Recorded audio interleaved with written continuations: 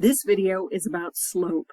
Slope is the slant of a line. It has to do with the rate or speed. Sometimes slope may tell us information about feet per distance or miles per second. I realized I said feet per distance. Feet per second or miles per gallon. So it's a rate, it's a speed. Here's an example of a line with a big positive slope. So even though the line is starting small, it's going up and it's going up quickly. So for a little bit of horizontal change, there's a lot of vertical change. This second graph is an example of a line with a small positive slope. So for the same given horizontal distance, the vertical distance is a lot less. It doesn't matter where the line is on the graph. We could have that same small positive slope if we have a line down here as well. This last one is an example of a negative slope. Instead of the line tending upwards over time, it's tending downwards. We care about slope because it's the ratio of change between the rise and the run. And when this ratio of change is constant, this growth is linear. And yes, that's a big idea. This slope is that rate of change. And what I mean by rate, look at this example over here. It takes Geppetto 12 days to make 96 puppets. What's his rate? Well, I'm going to take the number of puppets made divided by 12 days to find out how many puppets per day. So 96 divided by 12 is 8. His rate is 8 puppets per day. That unit is pretty important. So what this rate is the change in the y values, or the height, divided by the change in the x values, or the run. So this judges how quickly something rises or falls in a given change in the horizontal direction.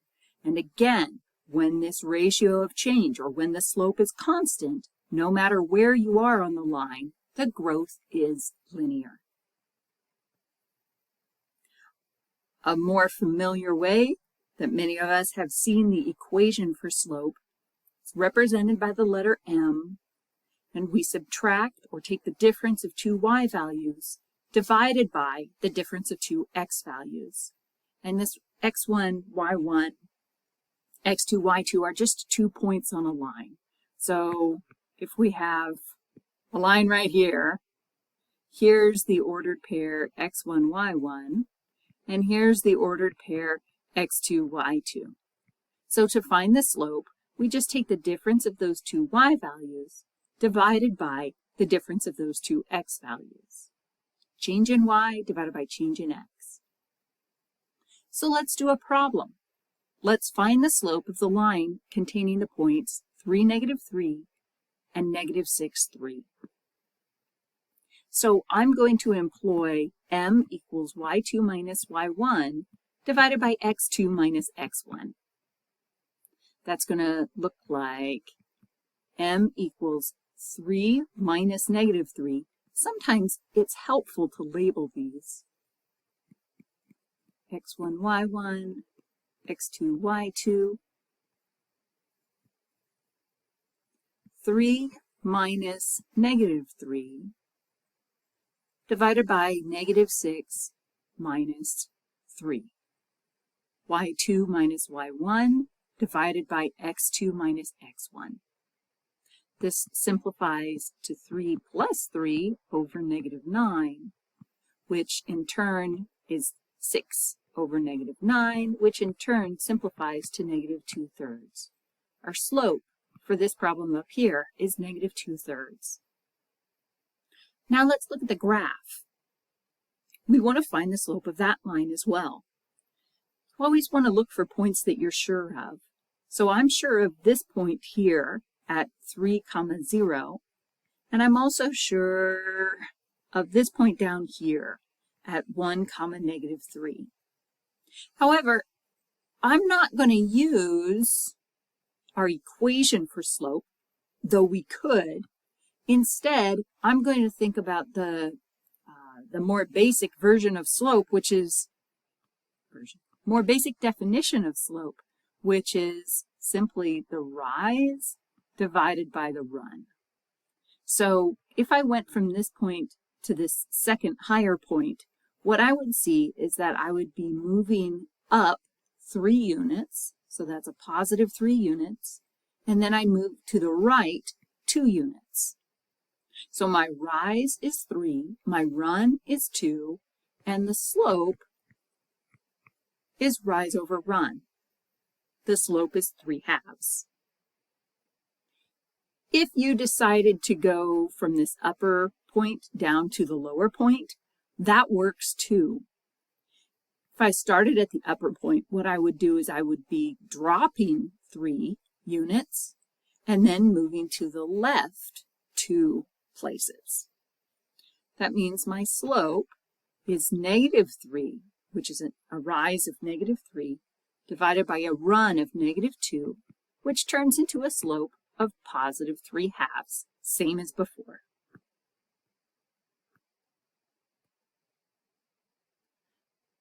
Let's also find the slope of the line containing the points -8, 5 and -8, -3. Again, since I'm given just the points, I think it's going to be easiest to employ our equation. There it is. So in this case, that's going to be a slope of -3 minus 5, so there's the difference between my y values, divided by -8 minus -8, which means we're running into some problems. The numerator is -3 minus 5, which is -8. The denominator is -8 plus 8, which means our denominator is 0.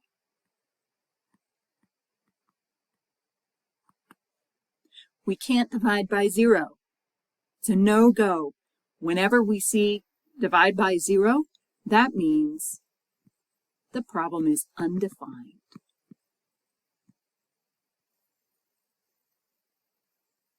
And if we graphed this, if we graphed these 2 points, what we would find, let's see, -8, 5 is up there, -8, -3 is there. What we'd find is that we have a vertical line. So that means from the graph, the slope of this line, thinking about this using the rise over run idea, because the slope is defined by the rise divided by the run.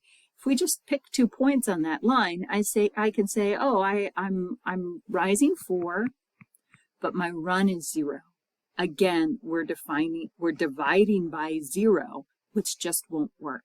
The slope here is undefined. If the numerator was 0, if we had yet another problem where we were looking at the points 2, 3 and -6, 3, what we'd find there is we would have a graph that looks like this, approximately, and we'd have a horizontal line. The rise of this horizontal line is 0, and the run of this horizontal line with these 2 points is 8. With a 0 in the numerator, that is fine. That is legitimate. It just means our answer is 0. Our slope is 0 for a horizontal line and undefined for a vertical line. Finally, let's determine the slope from the tables. This is a problem I thought about including in your homework. Select all of the following tables which could represent a linear function. So for a function to be linear, what that means is that the slope, or the rate of change, is constant. It does not necessarily mean that all of your x values have the same step increments. What it does mean is that the ratio of the change in k, f, g, and h here to the ratio of the change in the x values, that ratio is constant. So to find this, to solve these, what we're going to do is we're going to look at how far the steps are between rows in this table. So between 13 and 23, that's a step of 10. Between 23 and 43, that's a step of 20. And 43 and 53, that's again a step of 10. Meanwhile, x increases by 5, increases by 10, and increases by 5 again. So what we want to do is we want to find the slope at each one of these steps. So for this first one, the rise was 10 and the run was 5. That simplifies to 2. For the second one, the rise was 20, the run was 10. That simplifies to 2. The third one is the same as the first. So yes, this is a linear function. For the next problem, we want to look again at the change in the rows. So going from -5 to 10, that's an increase of 15. 10 to 25 is an increase of 15. And this is also an increase of 15. This is an increase of 5, of 5, of 5. Since all of these numbers are the same, this is very clearly a linear function. We could say, let's find the slope, in which case we would do 15 divided by 5, which is 3. So again, all of these numbers are constant, which means this table also could represent a linear function. Next one. I might have to pull out my calculator. Well, no, that's a change of 30, isn't it?